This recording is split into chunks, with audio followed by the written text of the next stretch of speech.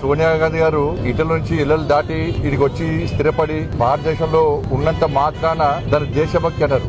ఈ దేశం యొక్క గొప్ప చరిత్ర, నాగరికత, సంస్కృతి, సాంప్రదాయం తెలుసుకోవాలి. దాన్ని దేశభక్తి అంటారు. దాన్ని పాటించాలి. దాన్ని దేశభక్తి అంటారు. అంటే మూర్ఖత్వంగా వందే మాతరం గీతాన్ని పూర్తిగా ఆలపించకుండా అడ్డుకోవడం అనేది మంచి పద్ధతి కాదు. మేమే స్వాతంత్రం ఇచ్చడం, వీళ్ళెక్కడ వాళ్ళెక్కడ అని చెప్పి గొప్పలు చెప్పుకున్నటువంటి కాంగ్రెస్ పార్టీ నాయకులు ఒక్కసారి సోనియా గాంధీ గారిని కూర్చోబెట్టి వందే మాతరం ఉద్యమ స్ఫూర్తితో ఆ రోజు స్వాతంత్ర ఉద్యమం ఏ విధంగా జరిగింది, కోట్లాది మంది ఏ విధంగా ఉద్యమంలో పాల్గొన్నారు, వేలాది మంది ఏ విధంగా త్యాగం చేశారో ఆ చరిత్రను సోనియా గాంధీని కూర్చోబెట్టి చూపడితే అప్పుడు అర్థమవుతుంది. వందే మాత్రం పూర్తిగా ఆలపించకుండా కాంగ్రెస్ పార్టీ దేశభక్తిని కూడా సెన్సర్షిప్ మొదలుపెట్టిందా? ఇంతవరకే వాడాలి, ఇదే వాడాలని చెప్పి. మరి ఇది మూర్ఖత్వము. వాళ్ళ వ్యవహార శైలి పూర్తిగా ఈ దేశ ప్రజలను అవమానించడమే, దేశ భక్తులను అవమానించడమే. పూర్తి వందే మాత్రాన్ని ఆలపించడంలో కాంగ్రెస్ పార్టీకి ఉన్న అభ్యంతరమే. ఇది నాటి దేశభక్తులను అవమానించడం విషయాన్ని మేము స్పష్టం చేస్తున్నాం. మరి ఇప్పటికైనా కాంగ్రెస్ పార్టీ క్షమాపణ చెప్పాలి.